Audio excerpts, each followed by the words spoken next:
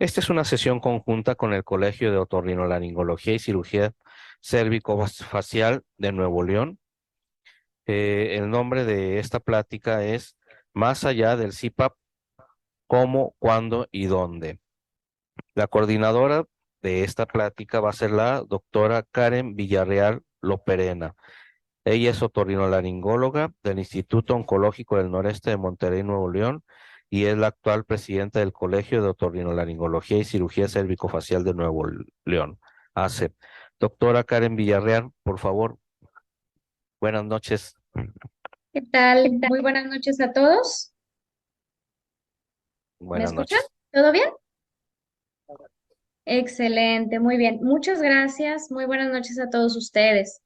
Es un honor y un privilegio para el Colegio de Otorrinolaringología y Cirugía de Cabeza y Cuello de Nuevo León AC ser partícipe de la sesión mensual en la Sociedad Mexicana de Otorrinolaringología y expresamos por ello nuestro agradecimiento a su presidente, el doctor Javier Bu Muñoz, por hacernos llegar esta invitación. En esta noche, nuestros ponentes abordarán un tema de suma importancia en nuestros días, que es el de los trastornos respiratorios del sueño. Específicamente en este respecto, en nuestra ciudad capital, Monterrey, contamos con un grupo de expertos que están liderados por el maestro, el doctor Rodolfo Lugo Saldaña, que se ha convertido en una punta de lanza y referencia a nivel local, nacional e internacional en cuanto al mismo. Se trata de un área sumamente amplia que está en plena evolución, que está en proceso de ser reconocida por otras especialidades médicas y los médicos generales que a veces desconocen que nosotros estamos capacitados y que somos el personal, como lo suele decir el maestro Lugo, el área de la vía aérea superior es nuestra área. Entonces, compartimos también en este sentido aspectos con otras especialidades, dado que los trastornos respiratorios del sueño tienen un carácter multifactorial. Cada día cobran más y más importancia por las implicaciones que se tienen en la vida diaria de los pacientes que la padecen y por la capacidad de nuestra especialidad para mejorar esta condición con diferentes intervenciones. Eso es de gran relevancia. Y con ese afán de formar otorrinos debidamente capacitados y entrenados para ofrecer la mejor solución posible a los pacientes de acuerdo a los últimos avances de la ciencia al respecto, es que se cuenta en nuestra ciudad capital, Monterrey, con la alta especialidad en desórdenes respiratorios del sueño y ritmología aplicada en el ISSSTE, que recibe alumnos locales y foráneos cada año. Ahora bien, cuando pensamos en trastornos respiratorios del sueño, específicamente en el síndrome de apnea hipopnea obstructiva del sueño, muchas veces solemos pensar en automático en el estándar de oro, que es el CPAP, esa presión positiva continua de aire que mantiene la vía aérea abierta mientras el paciente está durmiendo. Sin embargo, a pesar de ser el estándar de oro, hay pacientes que no logran adaptarse o que no logran tolerarlo y para ello, pues tenemos que estar preparados con diferentes soluciones que les podamos ofrecer. Apenas entra el paciente, lo vemos, nos dice que ronca, y ya estamos pensando, a ver, este paciente se le adaptaría mejor esta mascarilla, creo que este aparato le va a ir mejor, claro, después de estudiarlo a profundidad, pero pues vamos a ver que hay pacientes que no lo van a lograr.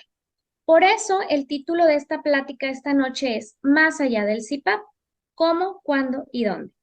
Y para ello tenemos en primer lugar a la doctora Perla Graciela Sepúlveda Lerma, expresidenta de nuestro colegio, miembro fundador de la Sociedad Iberoamericana de Sueño, egresada de la alta especialidad en desórdenes del sueño y rinología y directora de la clínica BioSleep, quien nos hablará de cómo detectar al paciente no tolerante y no adherente al CPAP. Doctora Perla, bienvenida, buenas noches y por favor adelante con su ponencia.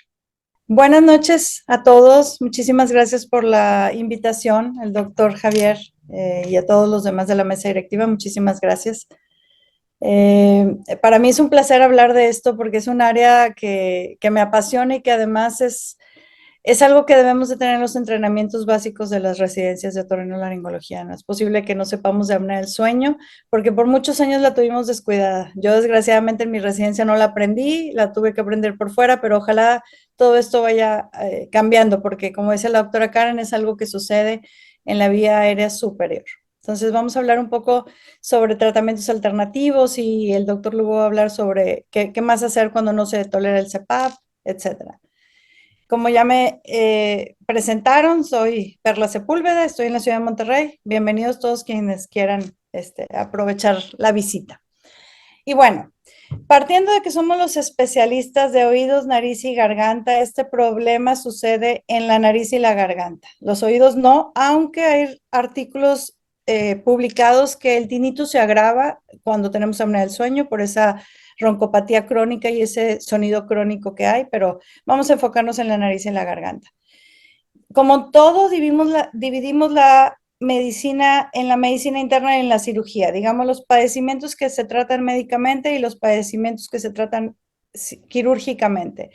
La somnología es un área muy importante, la vemos los otorrinos, la vemos los neurólogos, los neurocirujanos, perdón, los psiquiatras, los psicólogos, muchísimas áreas, pero la cirugía de sueño realmente solamente la hacemos los otorrinos, entonces es un área que debemos explotar ahí abiertamente. ¿Qué sucede o por qué empieza esta enfermedad? A través de la evolución, el ser humano desarrolló lenguaje, que hizo la diferencia en poder comunicar todo el aprendizaje que habíamos tenido por siglos. Este lenguaje desarrollado mantiene una vía aérea inestable, hace que pierda sostén para poder mover esas cuerdas vocales y se vuelve un tubo muscular por donde realizamos tres acciones. Hablamos, comemos y respiramos por donde mismo. Entonces siempre les explico a los pacientes, es un problema que sucede en ese tubo muscular que se cierra, se colapsa, se obstruye a raíz de esta inestabilidad natural que tiene ese sistema. Realmente los mamíferos no padecen de esto. Algunos perros que han sido manipulados, los Shih Tzu y algunos que son como muy planos de la cara, pero finalmente son por manipulaciones. Entonces, entre más plana o más colapsada tengamos la cara, más pudiéramos sufrir de este padecimiento. ¿Cómo definimos a la apnea obstructiva del sueño? Según la Academia Americana de Medicina de Sueño, se caracteriza por episodios repetitivos durante la noche de obstrucción total, cuando no respiramos, esa es una apnea, o una obstrucción parcial, cuando respiramos poquito, eso es una hipoapnea, pero ese poquito no es lo suficiente como para oxigenarnos. Entonces es igual de grave o de malo tener una apnea o una hipoapnea. Eso sucede en la vía aérea superior durante el sueño. En el día estamos perfectos, por eso les hacen estudios a los pacientes, se sienten cansados, se sienten sin energía, les hacen estudios y les dicen todo está bien, tus laboratorios están bien, tu corazón está bien, porque nunca los probamos durante la noche. Durante la noche es cuando sucede esto, cuando el paciente no tiene conciencia. De hecho, el que menos nos da información es el paciente. Lo ideal es que vaya con el esposo, con el compañero de cama, con el hermano que pudiera observar cómo sucede. Entonces, tenemos apneas e hipoapneas. Muchas personas piensan, bueno, no estoy tan grave porque solamente tengo hipoapneas. Las graves son las apneas. Y siempre les digo, bueno, es más grave tener una hipoapnea de 2 minutos, por ejemplo, comparado con una apnea de 10 segundos, que es lo mínimo que pide el tiempo para contarlo como una apnea. Entonces, finalmente son igual de perjudiciales ambas. ¿Qué sucede? En la vía aérea superior tenemos varios segmentos. Hay segmentos rígidos, como por ejemplo la nariz, la subglotis y la tráquea. Subglotis y tráquea las vamos a dejar afuera porque eso ya es terreno, digamos, del neumólogo. Pero la nariz es una estructura fija de cartílago y hueso que no hay manera que se esté cerrando colapsando. A lo mejor la alergia agudizada, alguna secreción por una sinusitis pudiera agudizarla, pero en general está fijo. A diferencia de la vía aérea que es colapsable o dinámica, como la orofaringe y la hipofaringe, es un segmento de músculo que hace que se está moviendo conforme estamos hablando, estamos deglutiendo, estamos respirando. Entonces, en la noche todos los músculos se relajan, incluyendo los músculos de la vía aérea, y hay una modificación del calibre de la vía aérea superior que disminuye el paso del aire. Hay una hipotonía de los músculos dilatadores de la faringe, no tan fácil se abren, que es la función que debería de hacer, que mantienen abierta la vía aérea, y hay un colapso tanto dinámico en presiones negativas como estático por hipotonía muscular. Entonces, esos segmentos son los que tenemos que tener especial importancia los otorrinos, porque somos los expertos en esa vía. Y en general vamos a definir qué es ronquido. El ronquido es un sonido respiratorio grave que se produce por vibración. En teoría no es malo, aunque el ronquido está escrito, les digo que afecta el tener tinitos o el tener despertares por el simple ruido. Pero digamos que lo grave es tener apneas o hipopneas, que la apnea lo definimos como disminución del flujo respiratorio más del 90%. Tenemos dos tipos, está la apnea obstructiva, la apnea central.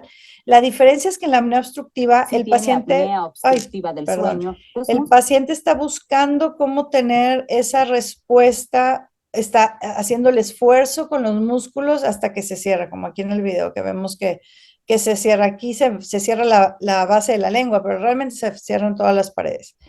En cambio, la apnea central no hay estímulo respiratorio, no hay nada que le diga al paciente que respire, es muy diferente. En este problema tenemos la apnea obstructiva. Y una hipopnea es lo mismo, con la excepción de que sí está pasando ligeramente el aire, más del 30%. El problema es que ese aire no es suficiente para oxigenarte, entonces es lo mismo tener una apnea o una hipopnea. Entonces, cuando nos llega un paciente, por la causa que sea, o sea una rinitis, sea una faringitis, sea una otitis externa, debemos de revisarlo minuciosamente y a lo mejor hacerle hincapié al paciente de eso que está anatómicamente en tu cara o en tu vía aérea no es tan funcional. Tenemos que hacer una historia clínica completa, de preferencia que vaya el compañero de cama, y tenemos que hacer algo de hincapié en esos pacientes o en esas personas que creen en los remedios mágicos. Por ejemplo, este anuncio panorámico que estuvo mucho tiempo en Monterrey, el láser no va a resolver nada. Estos CPAPs que venden por internet, que son solamente unas cositas chiquitas que abren ahí, digamos, la válvula nasal, tampoco funciona. Tenemos que hacer conciencia al paciente que esto no es normal. Y de inicio, decirles, no es normal roncar. Es como si ahorita estuvieras despierto y estuvieras haciendo un ruido. No es normal. Si estás roncando es que algo está obstruyendo tu vía respiratoria. Dejemos de normalizar el que solo ronco cuando tomo, solo ronco cuando estoy cansado. Pues no es normal, en ninguna de las circunstancias es normal roncar. Entonces, tenemos síntomas. ¿Cuáles son los síntomas? Se dividen en diurnos y nocturnos. ¿Qué sentimos durante la noche? Pues roncamos, sentimos que nos ahogamos, a veces son sentidas, a veces no, la presencia del compañero de cama, hay sensación de ahogo, hay nicturia, muchos pacientes nos mandan los urólogos porque piensan que tienen hiperplasia prostática porque a cada rato van al baño y la realidad es que no, tienen tan superficial el sueño que eso hace que la vejiga esté llena y con cualquier cantidad ya tengan la necesidad de ir al baño. Hay diaforesis, sudan los pacientes al dormir por esa descarga adrenérgica que sucede cada apnea y hipopnea. Hay movimientos excesivos o sueño inquieto, pacientes que están moviéndose mucho en la cama o que están buscando posiciones, así como que tratar de encontrar más aire fisiológicamente. Y hay síntomas de reflujo. La mitad de los pacientes que tienen apnea del sueño va a tener reflujo gastrointestinal. ¿Por qué? Porque el reflujo gastroesofágico principalmente se genera por esa presión negativa de querer respirar. Estamos haciendo el esfuerzo respiratorio por romper esa apnea, que esa presión negativa también jala ácido del estómago. Entonces tenemos que estar muy conscientes en todos esos síntomas. Durante el día se manifiesta como estamos cansados, nos estamos durmiendo en cualquier lado, hay una deuda de sueño, un déficit, nos duele la cabeza por mala oxigenación, no tomamos mucha atención a las cosas, no nos concentramos, la memoria es pésima, le empezamos a echar la culpa a los 40, a los 50, a las deudas, al estrés, al tráfico, a mil cosas que es solamente el no dormir bien, el no dormir profundamente. Hay una disminución de la libido, los pacientes tienen impotencia sexual, tienen problemas sexuales por no dormir profundamente, alteraciones en el estado de ánimo, se dispara principalmente la depresión y la ansiedad. Si no duermes, eso va a ser un disparador y se disminuyen las destrezas. Hay países, por ejemplo, Suecia, que es primer mundo, donde a todos sus conductores, cuando quieres sacar una licencia, te piden un estudio de sueño, porque es muy importante el que no te estés quedando dormido o no tengas una somnolencia. Entonces llega el paciente y hacemos una historia clínica donde abordamos todo. La edad, sabemos que a mayor edad vamos a tener más apnea. ¿Por qué? Porque envejecemos y porque al envejecer pierde tono los músculos. Entonces también los músculos de la vía aérea van a sufrir ese problema. El sexo es más común en los hombres, aunque realmente en la menopausia se iguala un poco la estadística. El peso, a mayor peso, entre más gorditos estemos, más vamos a tener problema. La circunferencia del cuello es súper importante. Siempre les digo, es como, así como te crece la papada, el cachete, también la vía aérea se va a infiltrar de grasa y se va a cerrar, va a ser más fácil que se colapse. La talla, el índice de masa corporal, la circunferencia del cuello, del abdomen y la posición para dormir. La gravedad obviamente hace su efecto. Al estar acostados en decúbito, boca arriba, los tejidos se van hacia atrás y es más fácil se obstruyen. Por eso la gente tiende a preferir dormir de lado.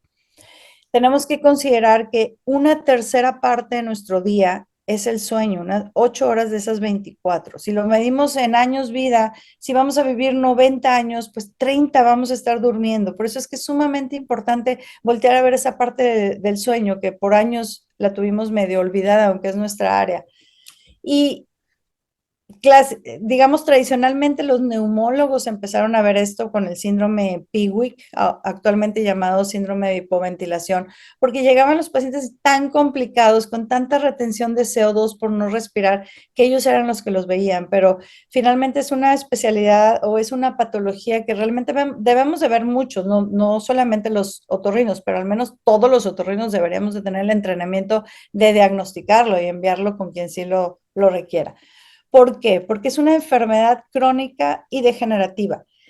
Lo mismo que una diabetes o una hipertensión. Siempre les digo a los pacientes, si tú te digo ahorita que tienes apnea del sueño, es el equivalente a decirte tienes diabetes. Si no haces nada, al ratito vas a tener un infarto. O si no haces nada con la diabetes, al rato te cortan una pierna o al rato te quedas ciego. Va a ir avanzando si no hacemos una intervención. Empezamos primero perdiendo la función nasal, empezamos a respirar por la boca, después empezamos a roncar y a desarrollar una resistencia a vías aéreas superiores. Eso deriva luego en una apnea leve, severa, hasta catastróficamente un síndrome de hipoventilación. Entonces, no debemos dejar que estos pacientes lleguen a eso. Y entonces, una vez que lo diagnosticamos con estudios de sueño, actualmente los estudios portátiles son los más cómodos y más fáciles para este diagnóstico. A lo mejor otras cosas agregadas como insomnio, trastornos de movimiento de las piernas, etcétera, se requiere una polisomnografía completa, pero con una poligrafía tenemos. Tenemos una serie de tratamientos. Hay que quitarnos de la idea en la cabeza que solamente el CPAP es el tratamiento. Sí, es el gold estándar, es el que a todo mundo en teoría le va a funcionar, pero también hay otras cosas. Número 1, tratamiento médico. Tenemos que tratar las enfermedades de base que aumentan la resistencia de la vía aérea, la resistencia nasal, como qué, como la alergia, como sinusitis, como reflujo que va a mantener esa vía inflamada. Todas esas cosas no le van a quitar la apnea definitivamente al paciente, pero sí van a disminuir la resistencia de esa vía aérea superior, lo cual va a hacer que necesite menos esfuerzo por meter el aire. Existen los tratamientos quirúrgicos, que les voy a mencionar más adelante, el doctor Lugo también. Desde la punta de la nariz, la válvula, hasta las cuerdas vocales, tenemos que abrir esa vía, que entre el aire libremente. Faringoplastia, cirugías de lengua, cirugía hipofaringe, etc. Existen dispositivos, el CPAP, ya lo mencionamos, es el que gold estándar, a todo el mundo le funciona, aunque no todo el mundo lo quiere usar o aunque pensemos que a todo el mundo le funciona, no a todo el mundo le funciona. Y el dispositivo de avance mandibular, que es un estilo de guarda que va a mandar la mandíbula hacia adelante para que eso haga que se aumente el espacio retrolingual y no se obstruya. ¿A quién le va a funcionar? Pues al que se le obstruye ese espacio retrolingual, no otro espacio. Y otros como la higiene de sueño, sumamente importante, tener buena actividad de sueño, dormirnos a los mismos horarios, tener una habitación que esté en una temperatura cómoda, que se pueda evitar la interferencia de la luz azul con celulares o pantallas, etcétera. Higiene de sueño. La terapia miofuncional, ¿qué es esto? La terapia miofuncional son una serie de ejercicios para esa vía aérea, parecido a lo de terapia de deglución o terapia de fonación, que va a darle un mejor tono. Los que mejor tienen un tono muscular son los pacientes o las personas que tocan instrumentos de aire, trompeta, flauta, etcétera, porque están condicionados a meter y sacar aire y estar ejercitando esos músculos. Entonces, algo similar para posicionar la lengua, para recuperar la función nasal en la reeducación nasal, etcétera. Y existen también los implantes de hipogloso que no están disponibles aún en nuestro país, no los ha aprobado la COFEPRIS, pero lo que hace el implante de hipogloso es un dispositivo eléctrico parecido al implante coclear, se pone en el tórax a nivel del hombro, un poquito más abajo, y se pasa un electrodo al músculo, a los músculos de la lengua, a nivel del nervio hipogloso, para estimularlo y que haya una contracción de la lengua y cierre esa obstrucción. Entonces, como nosotros somos los expertos en la vía aérea, ¿dónde tenemos que buscar? Todo lo que le encontremos al paciente va a afectar esa resistencia nasal. Entonces, tal vez, si tiene una apnea leve, por operarle el tabique no lo vamos a resolver, pero si tiene una resistencia a vías superiores, pues probablemente una septoplastía sea una cura. Entonces, tenemos que ver una valvuloplastía, una desviación septal, un espolón del septum, una hipertrofia de cornetes, una concha bulosa, poliposis nasal, hipertrofia de cornetes, adenoides, cualquier área de esa nariz nasofaringe que nos pudiera afectar, tenemos que liberarla, entre más espacio haya. Hay muchas personas que piensan, no, es que yo tengo el tabique muy chueco, pero respiro muy bien. Pues respiras muy bien porque eso es lo que crees o aprendiste que es lo que respiras, pero en la noche roncas. Entonces, finalmente la resistencia está aumentada. Habría que corroborar si operándolo siguiera esa resistencia aumentada. Tenemos que revisar también la cavidad oral, muy importante con nuestros hermanos de especialidad, digamos, los dentistas que compartimos la misma área, verificar el paladar, que no esté cerrado, que no esté colapsado, que no tenga los dientes empalmados, porque tener dientes chuecos es prácticamente sinónimo de no respirar bien, a menos que se hayan dado un golpe. Que no esté cerrado, porque aquí entra el concepto de la caja y el contenido. Si tenemos una caja de determinado tamaño, pues a lo mejor ya no cabe el contenido, que es la lengua y los tejidos blandos. Si tenemos una caja amplia, como debería ser el desarrollo maxilofacial, pues va a caber todo perfectamente. Las amígdalas que no estén hipertróficas, que no tenga un cierre ahí del paladar, que no, por ejemplo, vemos la arcada aquí muy grande, pero las amígdalas están prácticamente cerrando la vía aérea, que no tengamos una macroglosia y que no haya una hipertrofia de la amígdala lingual, que la amígdala lingual nunca la tomamos en cuenta, pero también obstruye bastante. Aunque no es nuestra área, hay que ver el perfil del paciente, ver la mordida, si no está hacia atrás, que no tenga una retrognatia o que no tenga una micrognatia, que no tenga una mordida abierta o una mordida cruzada, porque esos son síntomas que no está respirando. Los pacientes que tienen este tipo de mordida la fueron adquiriendo a lo largo del tiempo justamente por no respirar adecuadamente. Sin olvidar el cuello obviamente el diámetro, la circunferencia es sumamente importante, pero además hay pacientes que abren con apnea del sueño por alguna tumoración. Agudamente no roncaban y de pronto en 5 meses, 6 meses empiezan a roncar. Entonces hay que buscar que no vaya a tener una tumoración que pudiera estar ahí cerrando esa vía aérea.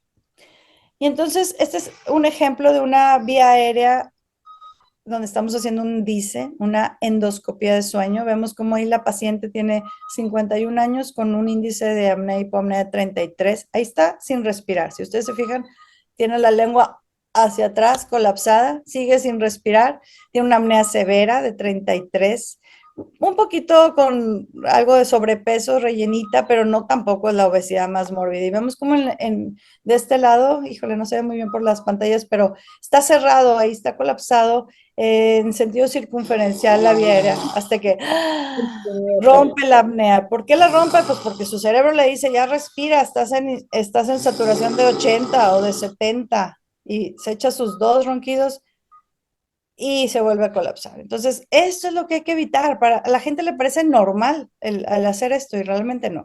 Entonces, bueno, ¿cuál es el tratamiento ideal? El CPAP, por supuesto. No, ahí no vamos a contradecir a los neumólogos que tradicionalmente han visto esto. Es el gold estándar, es el que nos va a solucionar todo. ¿Por qué? Porque hace una férula de aire. Vamos a ver aquí en el video cómo ese CPAP, aunque esta mascarilla está bastante invasiva, cada vez son más pequeñas, solamente las puntas nasales o nasal, está enviando el aire a cierta presión positiva que eventualmente abre esa vía. Siempre les explico, es como una puerta que está un poquito abierta, atrás le pones un ventilador a cierta presión, pues va a abrir la puerta porque solita se va a abrir. Lo mismo sucede con el CPAP. Entonces, ojalá y todos fuéramos candidatos a CPAP. Por ejemplo, en un DISE, en una endoscopía de sueño, cuando utilizamos un CPAP, así es como se ve. Aquí vemos cómo está abierta esa vía aérea, vemos el paladar y vemos la epiglotis, un poquito ahí de los aritenoides, y de pronto apagamos el CPAP y se vuelve a cerrar esa vía aérea. Entonces, eso es lo que hace el CPAP, abrir, ferulizando con aire esa vía. Descrito por Sullivan en los 80s. ¿Qué es una endoscopía de sueño? Le voy a bajar un poquito al volumen. La endoscopía de sueño es simular cómo estamos roncando para ver qué pudiera estarse obstruyendo. Siempre buscamos que sea un área así o medio oscura, usar un antifaz para ver el patrón respiratorio. Por ejemplo, en este paciente vemos cómo está colapsando o cómo está vibrando ahí ese paladar. ¿Para qué? Para tratar de ofrecerle un tratamiento alternativo. Si un paciente está tolerando el CPAP, bueno, lo dejamos con CPAP y qué bueno que es feliz y es de esos pacientes que dicen, no, yo sin mi CPAP no duermo y no, me lo llevo, no se me olvida, no me lo llevo a todos lados. El problema es que ese es un 20% de los pacientes. El resto te dice, yo no quiero usar una máscara, yo no voy a ser como Darth Vader que no me funciona. Entonces esos pacientes o que sí lo quieren usar, que dicen, yo de verdad lo quiero usar, doctora, pero no lo aguanto, me lo tengo que quitar porque me ahogo. Tenemos que ver qué es lo que está sucediendo. Aquí esto es un ejemplo de una amigdalectomía donde, claro, abrimos ahí el espacio. Tenemos que asegurarnos muy bien que dejemos el pilar anterior, que es el palatogloso, y el pilar posterior, que es el palatofaringio, porque de eso dependen las técnicas faringias que se han ido desarrollando a lo largo de los años. Así como vemos aquí en el video, cómo se está abriendo el palatofaringio y cómo lo disecamos para que tenga ese movimiento y podamos desarrollar ahí algunas técnicas. Entonces, les voy a hablar un poco de las cirugías. Obviamente la cirugía no es lo único, pero es una gran herramienta que solamente los otorrinos tenemos. En los 50 empezaron a hacerse algunas cirugías, en los 60 una amputación de la úvula, en los 70 con ese síndrome de hipoventilación Piwik, la traqueostomía. Hasta los 80s que Fujita puso de moda la óvulo-palato-faringoplastia, luego nos dimos cuenta que no funcionaba. En los 90s la LAUP, que es lo mismo que un óvulo-palato pero con láser. Hasta el 2003, a partir de los 2000 cambia totalmente el panorama porque el doctor Michel Cajali en Brasil desarrolla su faringoplastia lateral. Después 2007 Punk y Woodson esfinteroplastia de expansión, en el 2009 recolocación, 2002 y 2015 todas las técnicas con suturas barbadas y vamos a hablar de cada una de ellas. Primero que nada, la anatomía. Tenemos que es una capa fibroadiposa y fascia, aponeurosis y músculos, y vamos describiendo cada uno de los músculos, el elevador del velo del paladar, el tensor del velo del paladar, el palatogloso y el palatofaringio.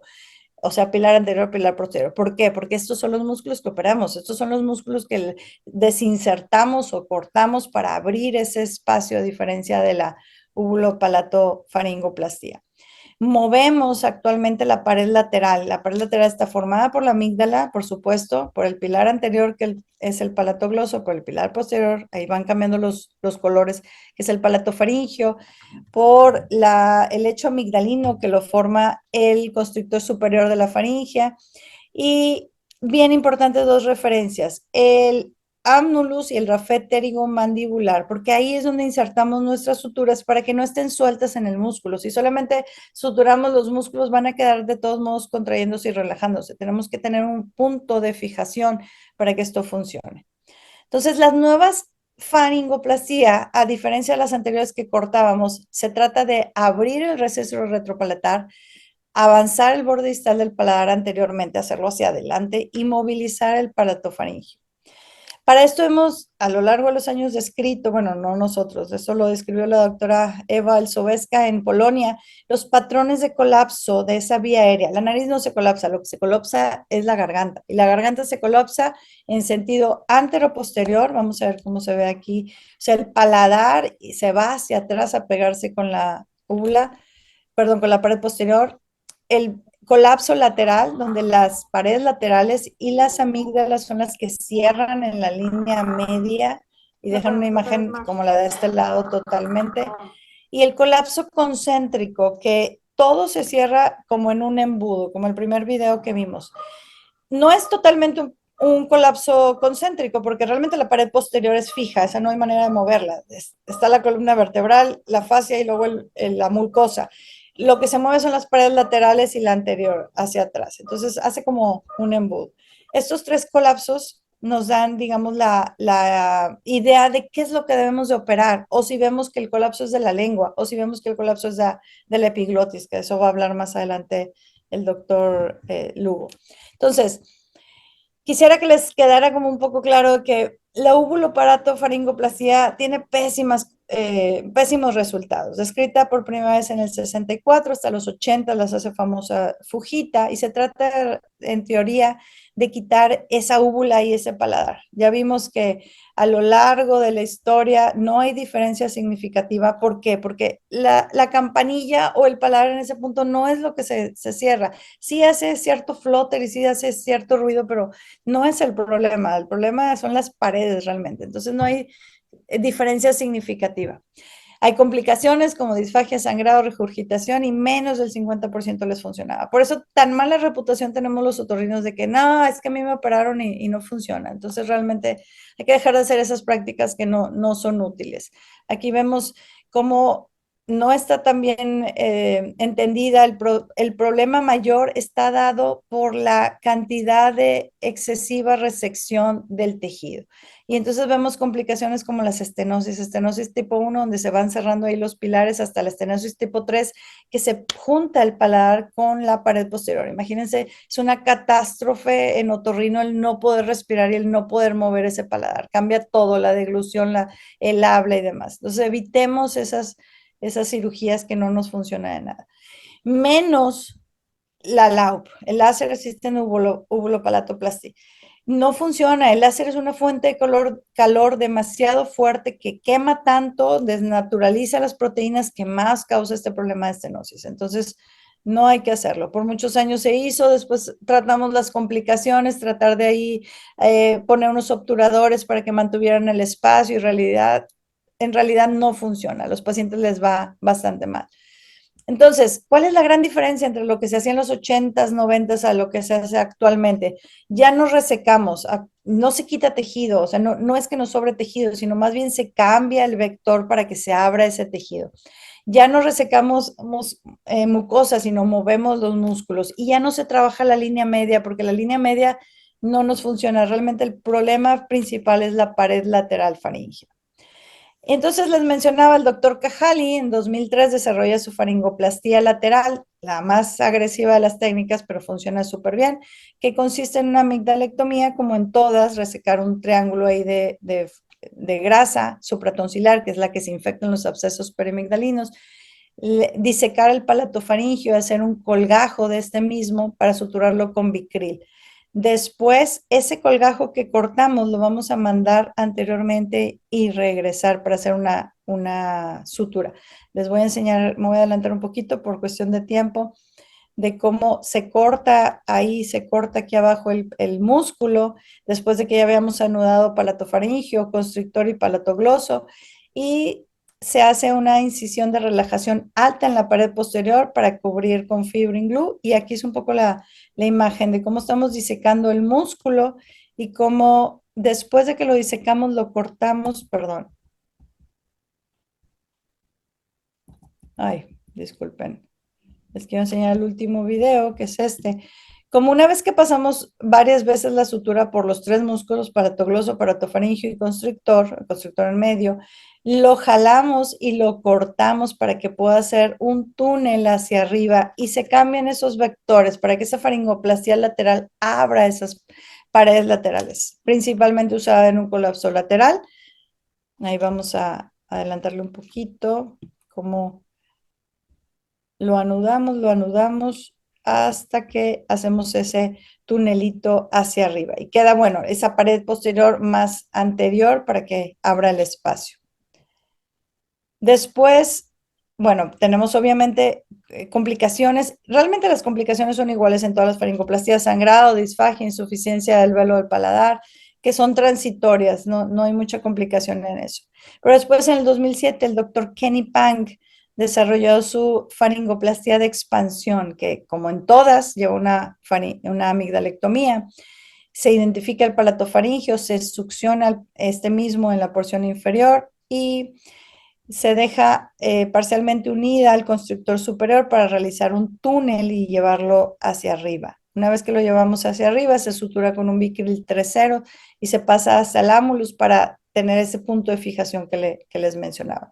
Se dan varios puntos, un punto no es suficiente, son músculos que tienen muchísima fuerza, que todo el día van a estarse utilizando porque hablamos y deglutimos y comemos, entonces eventualmente pueden extruir las suturas. Una vez que ya lo tenemos en el túnel, se hace ese colgajo y se rota superolateral y se anuda. Se cierran los pilares con bicril 3.0 para que no quede mucosa expuesta y se pudiera combinar con otro procedimiento en caso de que hagamos algo, por ejemplo, en la úvula. Y aquí le voy a adelantar un poquito, como ya hicimos aquí este colgajo y una vez que nos adelantamos, vamos a subirlo hacia el espacio que está lateral y superior al paladar blando. Aquí lo vemos muy bien en el lado izquierdo, cómo está ese colgajito del músculo palatofaringio. ¿Cuál es la efectividad? Lo mismo, tiene hasta 89% de efectividad en los pacientes bien seleccionados, que ese es el punto que se está colapsando. En el 2009, el doctor Lee hace su faringoplastia de recolocación de Lee, que es identificar el punto K, donde se une el paladar blando con el paladar óseo, se hace como en todas, una amigdalectomía, se marca el punto C, se toma como referencia el palatofaringio, y se rota anteriormente, se hacen 2 incisiones elípticas para, digamos, como aumentar el domo de esos lechos amigdalinos. Y una vez que ya lo tenemos, se diseca el palatofaringio del constrictor para facilitar su aproximación y la porción media se toma y se sutura lateralmente hacia el palatogloso con bicril 2.0 o 3 puntos de colchonero para tratar de sujetarlo y de abrir esas paredes laterales. Después se dan puntos múltiples y se rota anteriormente.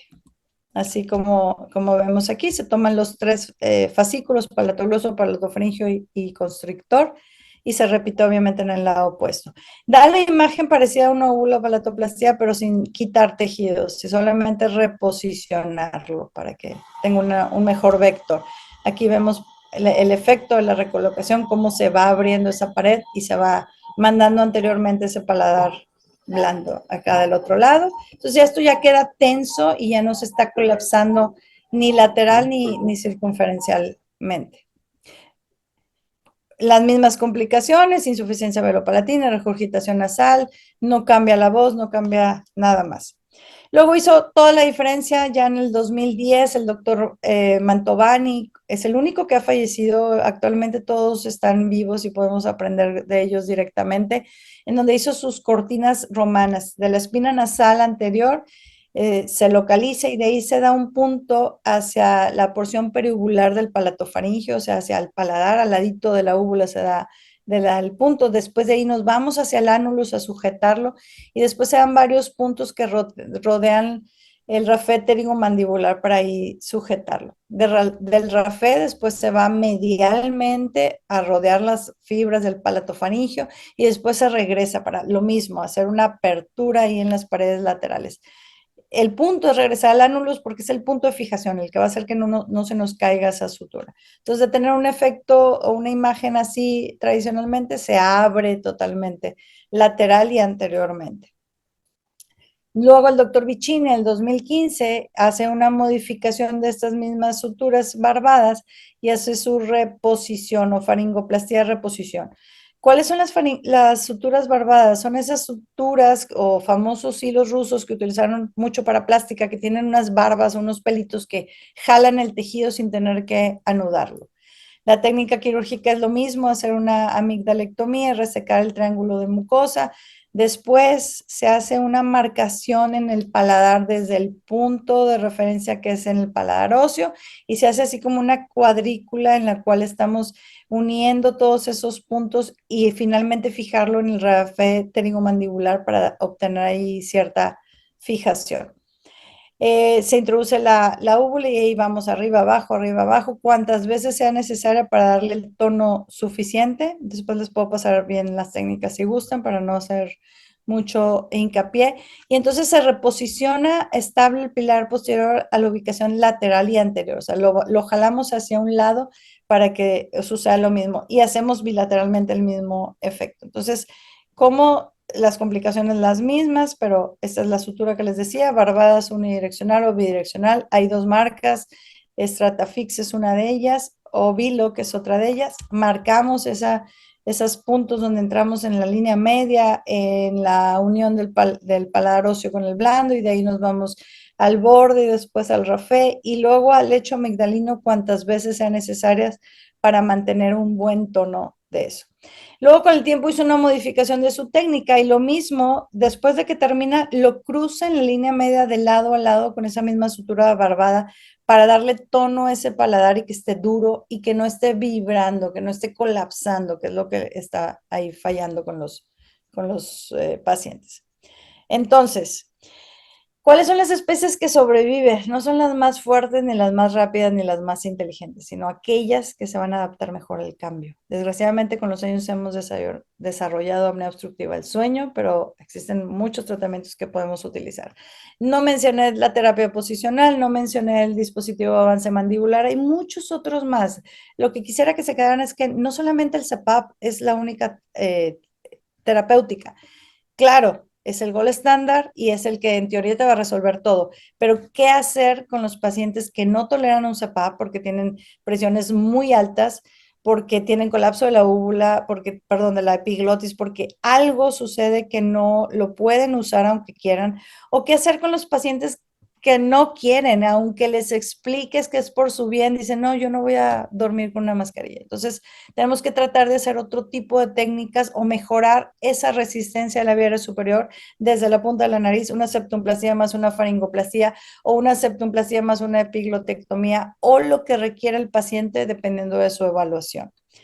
Y lo que quisiera que se llevaran a casa, porque ya estoy fuera de tiempo, es que, número uno, no es normal roncar, dejemos de normalizarlo, dejemos de decirle al paciente baja de peso y santo remedio, no, porque un 30% de los pacientes son flacos, flaquísimos y aún así roncan porque tienen anatómicamente algún factor. Entonces dejemos de normalizar el ronquido y ofrezcámosle al paciente una inmensidad de tratamientos que hay. Conocer la anatomía nos hace identificar correctamente todas las estructuras para su correcto manejo quirúrgico, como les decía, desde la válvula nasal. Todo otorrino debería de tener la obligación de diagnosticar y tratar este padecimiento, o al menos no tratarlo. Tal vez no vayas a hacer una faringoplastía complicada, pero sí identificarlo y decirle, tú tienes un problema de sueño y entonces tienes que hacer esto, o mandarlo con alguien que sí lo haga, y hacer conciencia al paciente de su padecimiento y que el cuidado y la evolución dependen de él.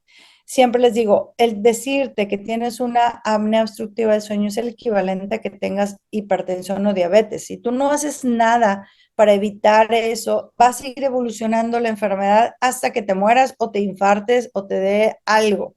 Entonces, tenemos que decirle, todas estas, la gama de tratamientos que hay, vamos a decir cuál es el que mejor te funciona. Si no te funciona, bueno, vamos a combinarlo con otro. Si no te funciona, entonces esto. A tratar de ofrecerle la mejor opción al paciente.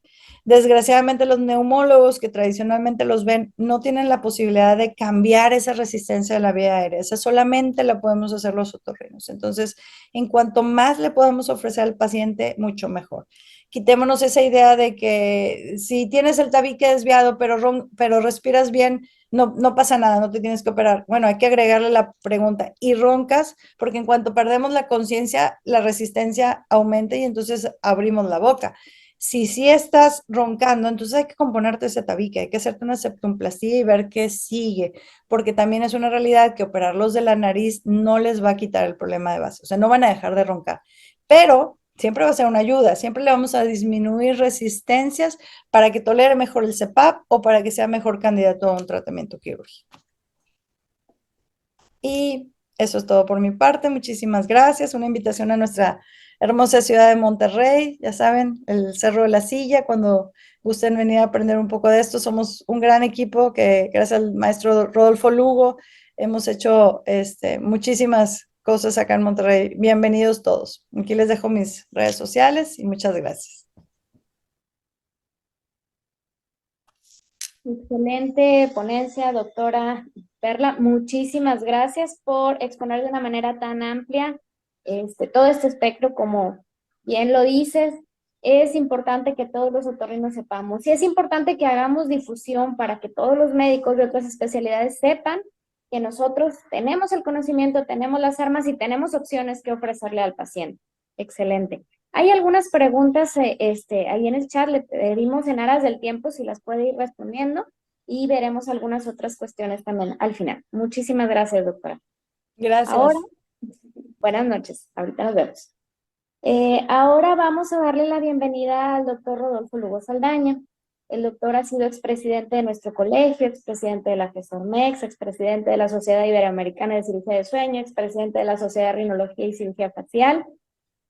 Es profesor titular del diplomado y de la alta especialidad en desórdenes respiratorios del sueño y rinología aplicada de esta Constitución, la cuna de todo esto.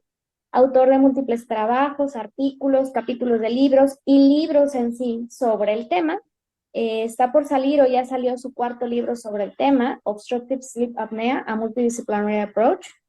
Él nos va a hablar de las estrategias de selección de tratamiento más allá del CPAP, complementando lo que la doctora Perla nos acaba de decir. Doctor, un honor tenerlo aquí con nosotros. Bienvenido y por favor adelante con su charla. Hola, ¿qué tal? Buenas tardes, buenas noches. Soy el doctor Rodolfo Lugo Saldaña. Muchas gracias por la invitación a la Sociedad Mexicana de Otorrinolaringología y Cirugía de Cabeza y Cuello, en especial a su presidente, el doctor Javier Wu, por su amable invitación a nuestro colegio a participar en esta sesión mensual de la Sociedad Mexicana de Otorrino. Esta sesión está titulada Más allá del CPAP, cómo y cuándo y dónde. Y pues me toca platicar sobre las estrategias de selección de tratamiento en pacientes a los cuales el CPAP lo que quieren ver como una alternativa y quieren ver más allá de esta alternativa. En este caso, tenemos que evaluar todos los conceptos entre el que es lo anatómico, lo no anatómico, la selección ideal del paciente que se busca esa alternativa. Entonces, para eso tenemos que ver todo lo que se puede manejar en cuanto a la cirugía del sueño y el campo del otorrinolaringólogo en el campo de la sondología.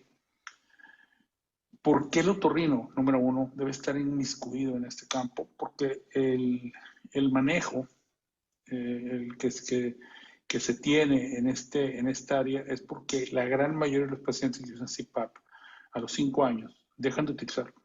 Entonces, esto es un problema realmente importante, un problema de salud pública, porque descontinúan el uso. Y cuando los descontinúan, el problema es que ya no reciben tratamiento. Hay múltiples artículos en los cuales se observan la falta de adherencia en este tipo de pacientes, pacientes que a 5 años más del 50% dejan de recibir o dejan de usar el tratamiento.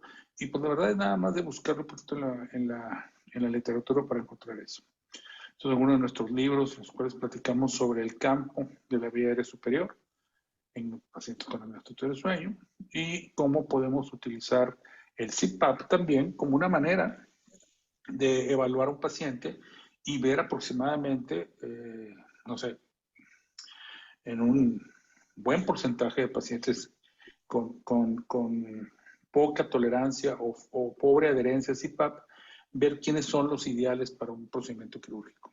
Por ejemplo, en estos pacientes que tienen 2 variables, sin CPAP, y con 12 de presión, vean cómo la presión positiva feruliza la vía aérea y estabiliza los tejidos de la vía aérea superior, en este caso los tejidos colapsables. Estamos viendo cómo a 11 centímetros empieza a bajar. En CPAP vemos cómo la base de la lengua empuja de manera secundaria el epiglotis y se cierra la vía aérea. Y vean cómo estamos bajando los centímetros de presión para encontrar cuál es el peak rate aproximado y descubrir si este paciente podemos nosotros reducirle con procedimientos quirúrgicos la máxima nivel de presión que necesita para romper la apnea. Por ejemplo, hay variaciones en la obstrucción del sueño, no todos los pacientes son iguales. Sabemos que la selección del paciente es clave para saber si este paciente no está sufriendo de otro tipo de alteraciones, pues como que tengan ya alterado o ya tengan activado el upgate o la respuesta muscular a la vía respiratoria superior. Y eso es bien común que veamos un paciente del mismo peso, con el mismo índice de apnea y con síntomas totalmente diferentes a los otros pacientes, ¿verdad? Y eso habla de la medicina de precisión, que no nada más es para cirugía de sueño, sino para otro tipo de áreas de la medicina. Predecir el riesgo que tenemos utilizando todos los datos que podemos encontrar a este paciente, capturar todos los datos desde estilo de vida, predisposición genética, opciones ambientales, usando cuestionarios, usando estudios, usando diferentes tipos de intervenciones diagnósticas para poder maximizar el beneficio con el tratamiento que nosotros le vamos a dar a cada individuo. ¿Por qué? Porque todas las personas, en este caso pacientes, son diferentes. No puede ser que la persona de 35 años colapse exactamente igual que la persona de otro sexo de 60 años, o la de 18 años con un peso diferente tenga el mismo colapso que la otra persona con otro peso totalmente diferente. Y la vía respiratoria también es totalmente diferente. Todas las personas son totalmente diferentes. Y nosotros podemos encontrar múltiples opciones y múltiples evaluaciones en los pacientes. Colapsos como ese tipo, que parece un embudo. Pacientes que se obstruyen totalmente en decúbito supino.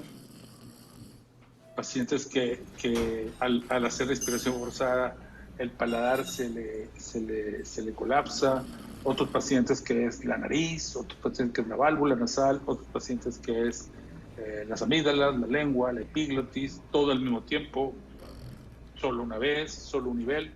Cada paciente es diferente. Por ejemplo, vamos a ver qué pasa cuando un paciente tiene un índice de apnea igual, pesan igual y tienen el mismo índice de apnea. Por ejemplo, este paciente de arriba, le hacemos un estudio de endoscopía de sueño, tiene un índice de 22, cuello 36, y en el ronquido basal vemos cómo se obstruye.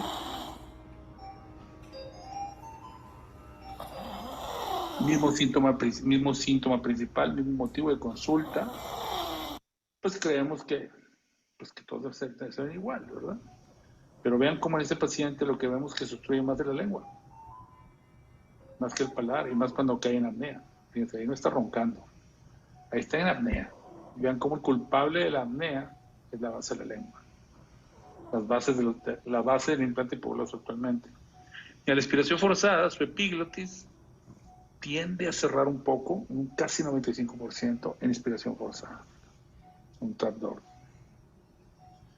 Vemos al otro paciente, mismo motivo de consulta, y vean cómo el ronquido, la boca abierta, y su inspiración, su ruido es provocado por el paladar, y vamos hacia abajo, y vemos que la base de la lengua está empujando el epiglotis. Entonces, estamos viendo pacientes que por lo general pueden llegar a tener un problema combinado, un problema parecido, un problema que no es parecido, y no podemos nosotros pensar que todos pues, son iguales. Por ejemplo, si nosotros le hacemos la misma técnica a todos, ¿para qué necesitamos nosotros hacerle una endoscopia de sueño? Si a todos le vamos a hacer lo mismo. La endoscopia de sueño es cuando tú manejas diferentes alternativas de tratamiento basado en tu experiencia y basado en la medicina basada en la evidencia. ¿Cuáles son las cirugías que tienen mayor éxito dependiendo de qué tipo de colapso tiene el paciente? Si tiene un colapso de base de lengua, un colapso de epiglotis, un colapso de faringe, o si tiene lo mismo.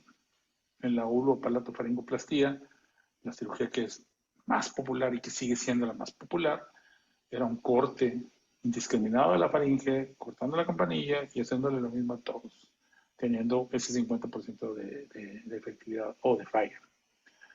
¿Cómo vamos a optimizar las técnicas avanzadas de cirugía del sueño? Con diferentes técnicas, diferentes patrones. Escoger la técnica ideal para el colapso o el patrón obstructivo que tiene cada paciente. Si dividimos a los pacientes en tres grandes grupos, el 42% de los pacientes, el 33% y el 25%. El típico paciente que tiene apnea del sueño, todos los síntomas, él dice, me quedo sin respirar, ronco mucho, estoy súper cansado, me duermo a todos lados, tengo muchísima somnolencia, me dicen que me quedo sin respirar. Ese es el típico paciente que se le sospecha apnea, pero créanme que no es lo más, o sea, es la mitad de los pacientes. Podemos decir que un poquito más de la mitad de los pacientes tienen otro tipo de sintomatología. Tenemos otro paciente joven que dice que no duerme bien, que le han dicho que ronca, que van por la gran mayoría de la consulta privada por ronquido, pero él, la verdad, él no se siente mal.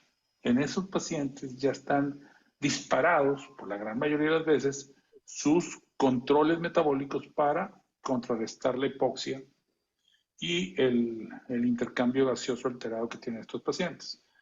Y el otro porcentaje son los pacientes que dicen que realmente no tienen absolutamente nada. Yo no tengo nada, me siento muy bien, y resulta que el paciente, cuando hacemos un estudio de sueño, presenta unos índices de apnea súper elevados. Por ejemplo, la sintomatología clásica, el no duermo bien, leve somnolencia, y el que no tengo nada, solo ronco. Créanme, este último etapa, este último clúster de pacientes es el que más tiene falla en el CPAP o más tiene menos adherencia.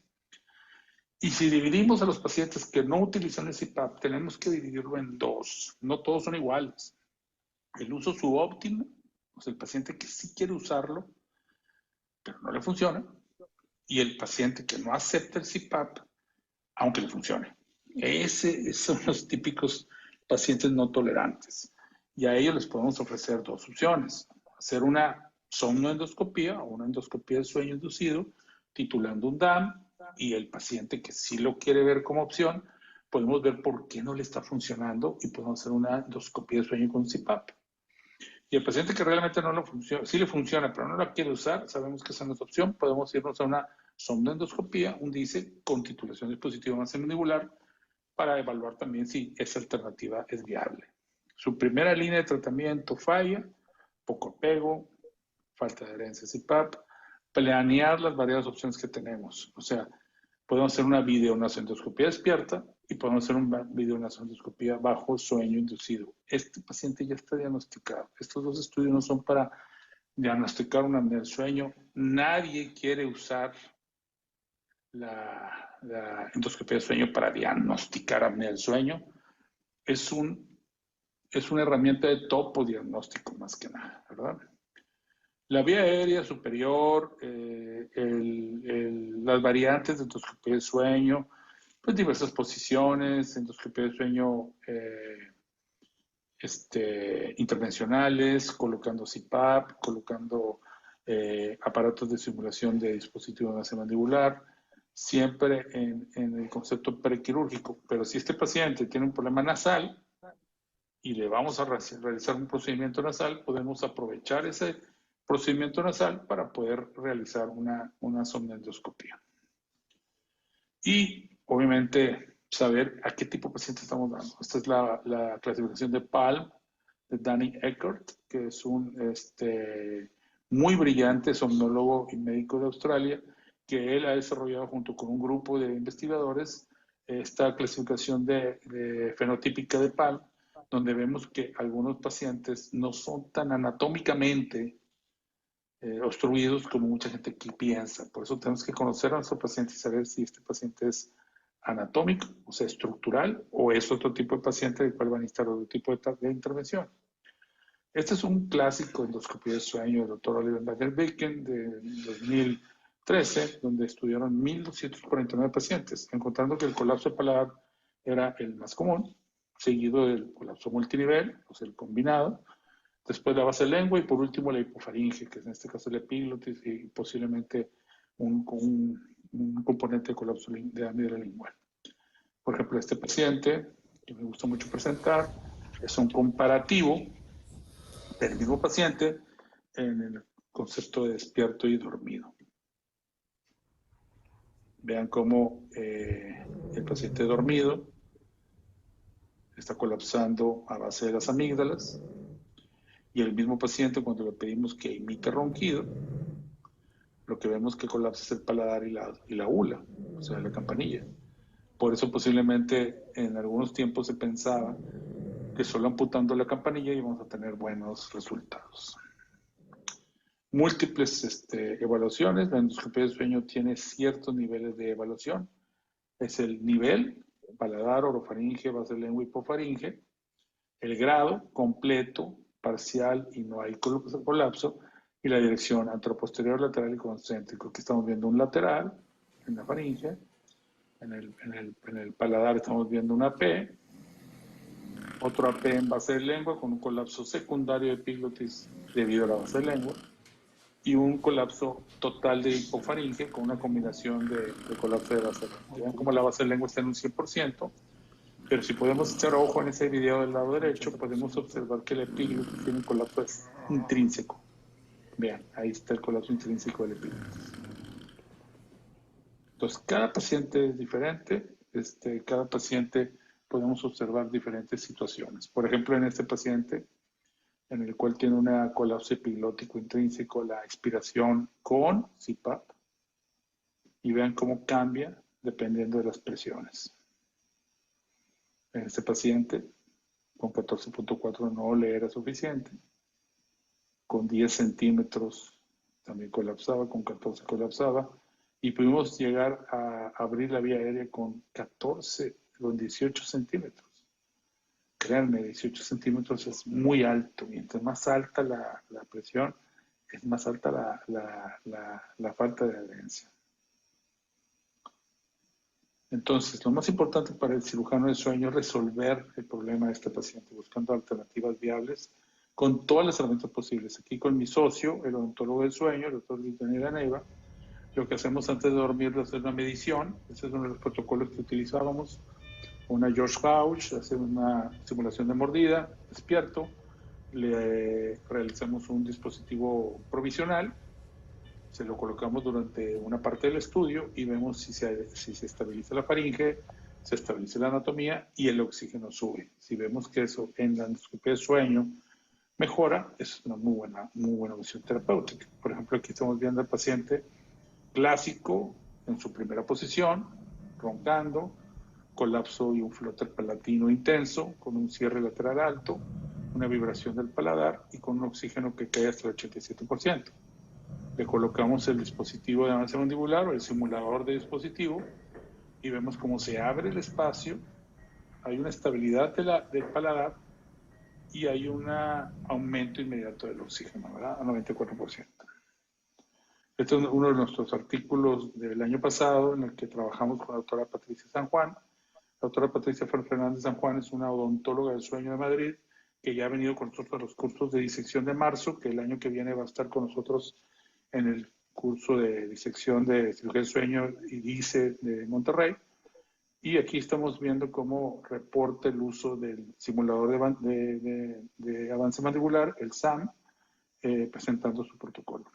Ya tenemos 2 años utilizando el equipo. Hay copias, han salido algunas copias de este equipo de algunos otros investigadores, pero tengo que decirles que el que más funciona es el dispositivo de la doctora Patricia San Juan.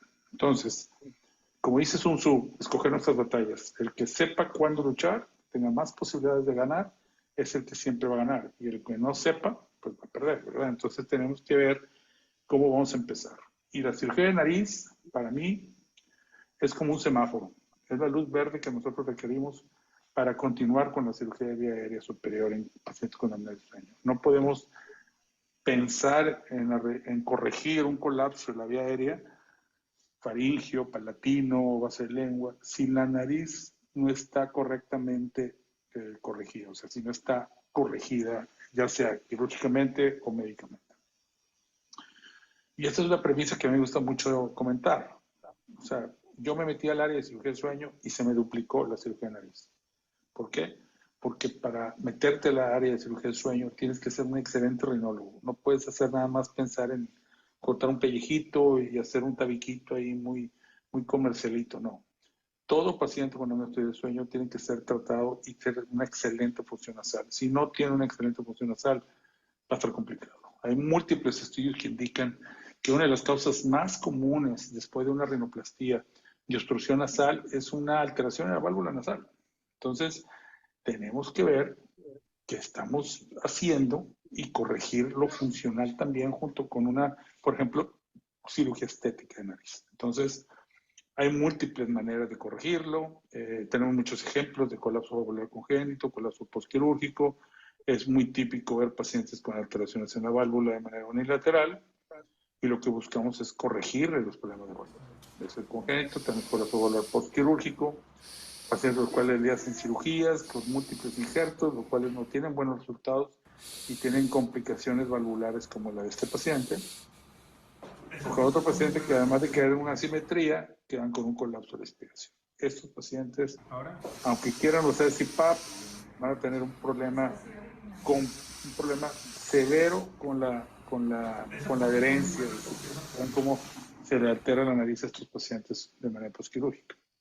Entonces tenemos que hablar de la resistencia nasal. La válvula nasal tiene una alta función de resistencia nasal. Tenemos que tener un buen manejo de la válvula nasal para poder corregir la resistencia nasal. ¿Y qué hace la resistencia nasal? Cuando tenemos un problema valvular, o sea, en el inicio de la vía aérea superior, los segmentos secundarios al inicio, en este caso la parte media de la vía aérea superior, los tejidos blandos, como la faringe, la base de la lengua, el paladar, tienden a tener mayor colapsabilidad en comparación a los pacientes que no tienen una alteración en el área valvular. Entonces tenemos que evaluar siempre la válvula nasal, porque sabemos que la obstrucción nasal provoca una respiración oral y la respiración provoca una reposición de la base de la lengua cuando dormimos. Entonces la función nasal es importantísima, tenemos que enfocarnos en ella. Esta no es una conferencia para ver cómo operamos la nariz, sino, por favor, los pacientes de apnea del sueño tienen que ser operados de 100 para que nos vaya bien. Ya después de brincar esa luz verde de la cirugía nasal, podemos evaluar la endoscopia de sueño que le hacemos al paciente y detectar los sitios de colapso a corregir en una cirugía faríngea palatina o de hipofaringe.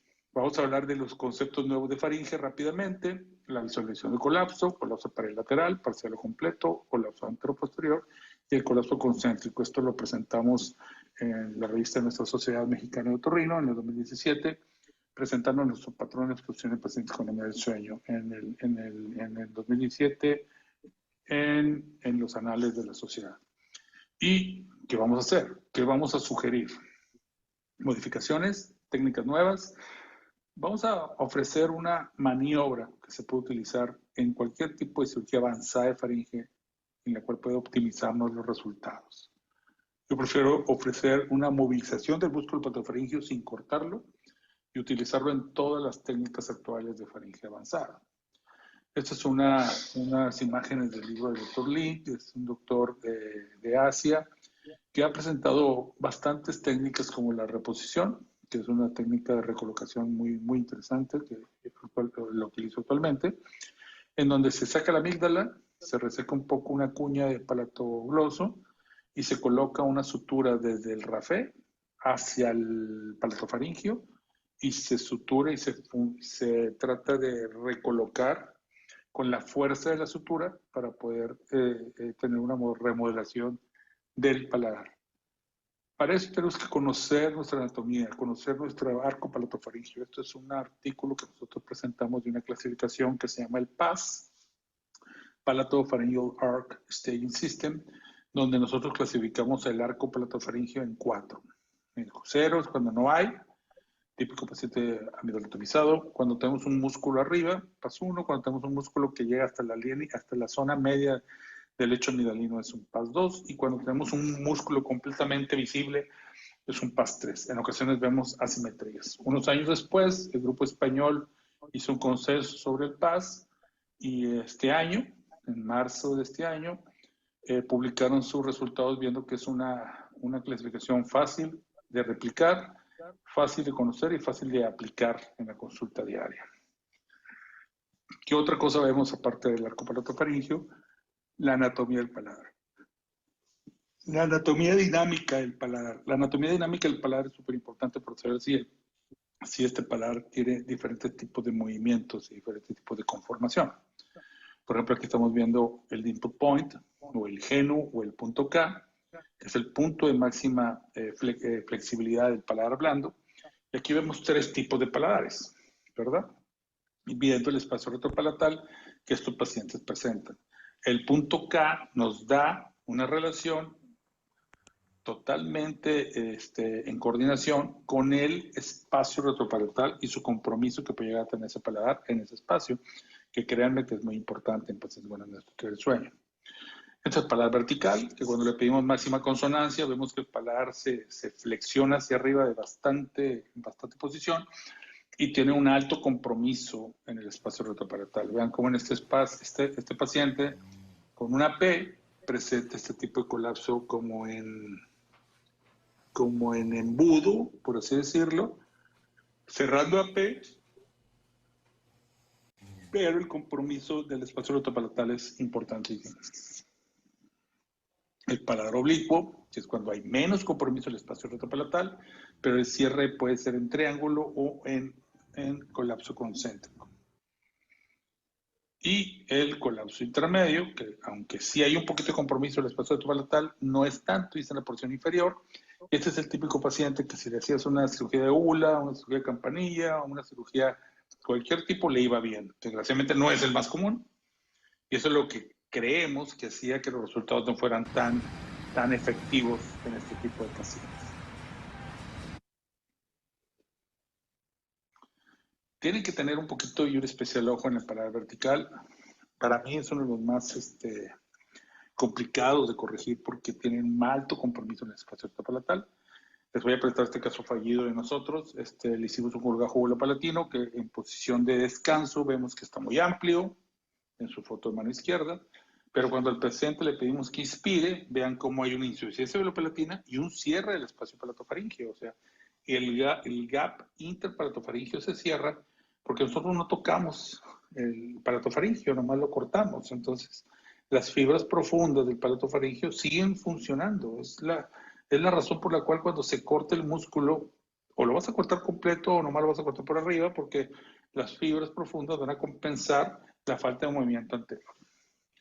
Estas son algunas de las técnicas nuevas de faringoplastía, dependiendo del corte y no corte. Esto pues, no es una charla de cirugía, pero sí podemos ejemplificar un poco las técnicas nuevas que hay, dependiendo de si vas a cortar el músculo palatofaríngeo o si lo vas a preservar. Nos regresamos a la anatomía. Estas son imágenes de nuestro último manual de cirugía de sueño, donde observamos el palatofaríngeo en todo su esplendor y cómo lo podemos separar del constrictor superior, de su attachment en el constrictor superior. Podemos separar el músculo palatofaríngeo y ya disecado completamente, sin cortar, lo podemos recolocar en la posición que nosotros queramos para mayor estabilidad.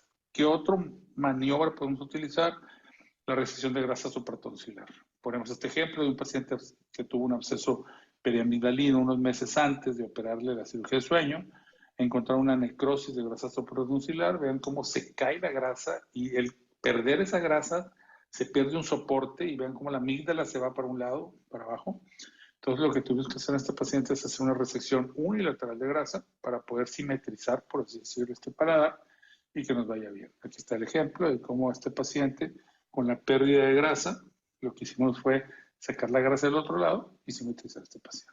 Todo esto está en el libro para que lo vean.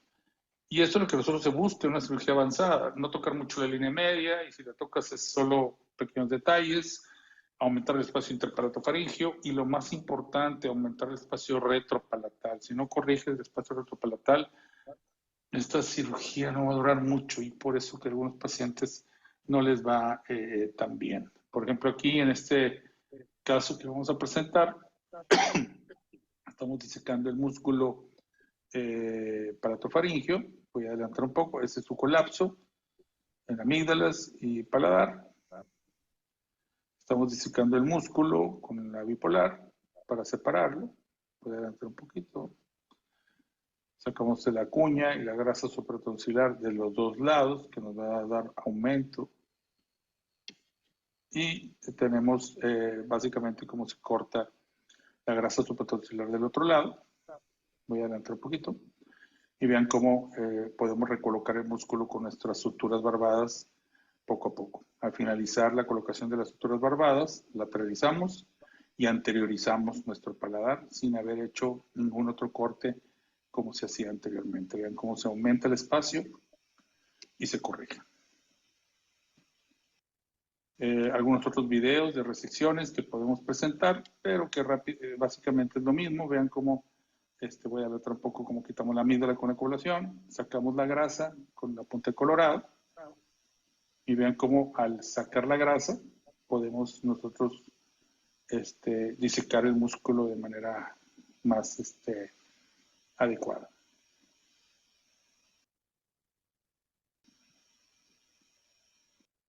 Vean cómo ahí estamos separando el músculo del constrictor y podemos nosotros después con una pinza, después de separar el músculo del constrictor, podemos hasta separarlo con una hemostática y vean cómo se separa el músculo para poder nosotros recolocarlo en la posición que queramos. Estas son las imágenes de nuestro libro y cómo podemos tener estos resultados en pacientes con cierres concéntricos o con cierres parcialmente enteroposteriores. Las últimas técnicas con suturas barbadas basadas en el diseño del Dr. Mantovani básicamente son lo mismo, recolocar el músculo con las suturas barbadas para poder nosotros utilizar estas técnicas como de rigidez. Cortar el músculo, como lo hace el doctor Michel Cajali, pues puede ser bueno en unos cierres laterales completos, pero el músculo que tú recolocas o el músculo que tú cortas ya no va a volver a funcionar. Voy a adelantar un poquito para pasarles unas últimas imágenes de cómo se diseca el músculo y podemos nosotros separarlo de su attachment con el constrictor de la faringe y podemos nosotros evaluar los riesgos que podemos nosotros encontrar en esta disección de faringe para que nosotros tengamos mejores resultados. Vamos a pasar con una técnica de recolocación, la del Dr. Lee. Vean cómo al soltar el músculo y al sacar la grasa supratonsilar, nosotros con una sutura que no es barbada, una sutura de bicril, 3 ceros o monocril, podemos recolocar el músculo en la posición que nosotros queramos y aumentar el espacio retropalatal. Esta es una recolocación de Lee, que es muy sencilla de hacer.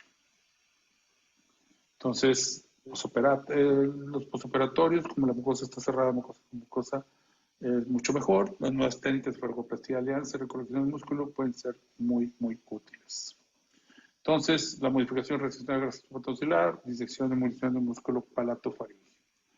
En cuanto a la epiglotis, este es nuestro último artículo sobre colapsos de epiglotis, donde podemos encontrar esta clasificación que es anteroposterior, rígida, anteroposterior laxa o floppy, y la laterolateral, que es de las más complicadas. Tenemos también una secundaria, donde se empuja la epiglotis por la misma base de la lengua. El corte o la resección de la epiglotis es dependiendo de lo que nosotros encontremos en nuestro colapso.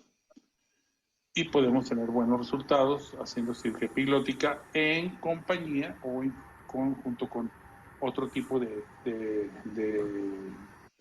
cirugías. Estos son los artículos que hablamos sobre cómo quitar el CPAP como una alternativa con cirugías que no recortan el músculo con buenos resultados. Tenemos este otro artículo donde habla de las complicaciones, donde vemos que la verdad son muy bajas las complicaciones con cirugías avanzadas. Y ojo, conclusiones, mantener con mucho cuidado a los pacientes en altas presiones. La endoscopía despierto y de sueño puede ser una muy buena herramienta. Índice de masa corporal arriba de 33, hay que tener cuidado. Perímetro cervical arriba de 45, no se lo recomiendo. Paciente no tolerante o no adherente a CPAP, podemos buscar la optimización CPAP. La opción de cirugía multiniveles de edición del paciente y ojo con los desórdenes no respiratorios del sueño. El futuro ya está aquí. Sabemos que tenemos la estimulación unilateral y bilateral del nervio hipogloso y del gineogloso y de las ansias cervicales en los últimos estudios, que puede ser una buena opción para el cirujano de sueño. Presentamos el diplomado, que ya tenemos nuestra generación número 24 de desorden respiratorio del sueño para todos los otorrinos que quieran inmiscuirse más en esta área. Es un mes online, 3 meses presenciales, con un fellow universitario, como es un aval universitario, como deben tener los fellows. Cualquier cosa pueden hacer un contacto ahí en ese correo electrónico. Estos son algunos de nuestros fellows que hemos tenido en nuestro programa, de prácticamente de todos los países de Latinoamérica, de España, de Israel, y que actualmente ya estamos trabajando con el fellow internacional, 6 meses, 2 meses en una sede, Roma, Nueva York y Monterrey, avalado por el Campus Biomédico de Roma, donde ya empezamos, ya tenemos a nuestros primeros fellows trabajando, y que la verdad esperemos tener más otorrinos cirujanos de sueño en este ambiente. Ahí está el correo electrónico donde pueden aplicar. Durante estos cursos de un año, ustedes pueden acomodar esos 6 meses como quieran, pero tienen que ser en transcurso de un año numérico. Este es nuestro curso del 1 y 2 de marzo. Los esperamos a todos ahí en Monterrey, en el Hospital Ángeles Valle Oriente. Ahí está el teléfono donde se pueden conectar. Tenemos como invitado al doctor Marco Barbieri de Génova, Italia, doctor Anand Raju Anand de Coimbatore en la India, excelentes cirujanos de sueño, y la doctora odontóloga doctora Fernanda San Juan, la desarrolladora del SAM. En abril, el 14 y 17 del año que viene, los esperamos en Panamá en el curso de la Sociedad Iberoamericana de Cirugía del Sueño, en coordinación con la Academia Internacional de Desórdenes del Sueño. Y pues muchas gracias por su atención. Nos vemos pronto. Muy bien.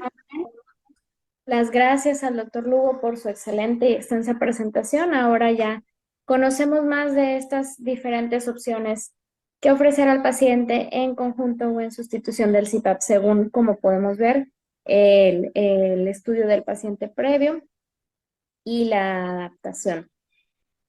Pues hay algunas preguntas ahorita aquí, esperamos que se puedan contestar en el transcurso. No sé si todavía está aquí la doctora Perla con nosotros, si quiere agregar alguna otra cosa más. Las preguntas ya las contesté ahí en línea, Sí. algunas dudas. No sé si... Surgieron 3 ahorita durante la plática del doctor Lugo. no me aparecen. ¿Qué dice? Si quieres doy lectura.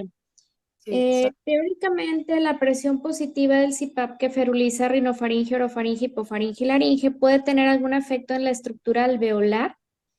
Es decir, si un paciente que tiene ya patología broncopulmonar preexistente, que no está detectada, no está manejada, ¿es posible tener complicaciones broncoalveolares por presión positiva por el CPAP?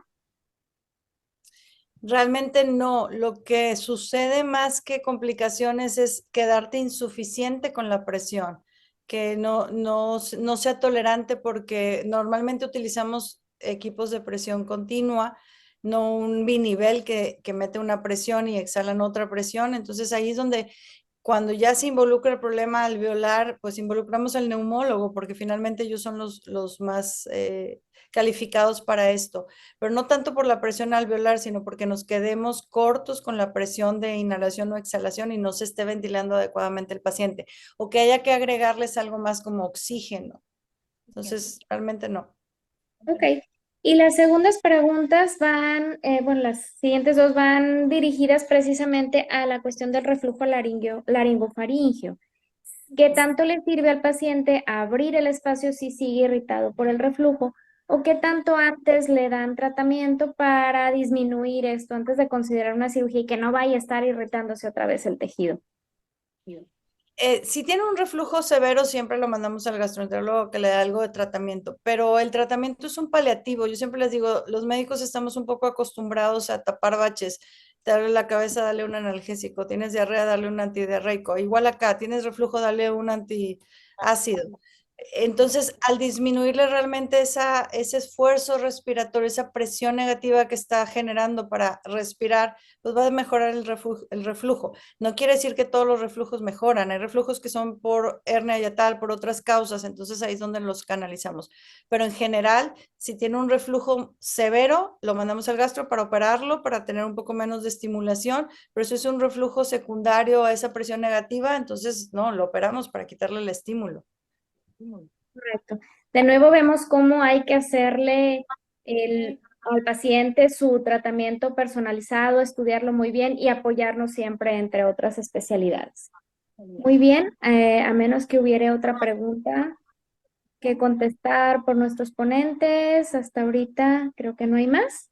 Pues sin más que añadir, agradecemos de nuevo la atenta invitación de esta noche a compartir el conocimiento de nuestros expertos. Y en este momento le devuelvo la palabra al doctor Javier Wu, presidente de la sociedad. Muchas gracias a todos por su atención. Esperamos que estas charlas sean de utilidad para su práctica diaria y esperamos que tengan todos muy buenas noches. Doctor Javier, muchas gracias. Sí, doctora Karen Villarreal, muchas gracias. Agradecemos mucho al Colegio de Otorrinolaringología y Cirugía Cérvico-Facial de Nuevo León, lógicamente a su presidenta, la doctora Karen Villarreal, también a sus integrantes, la doctora Perla Graciela Sepúlveda Lerma y el doctor Rodolfo Lugo Saldaña, como siempre, excelentes ponencias. Muchas gracias.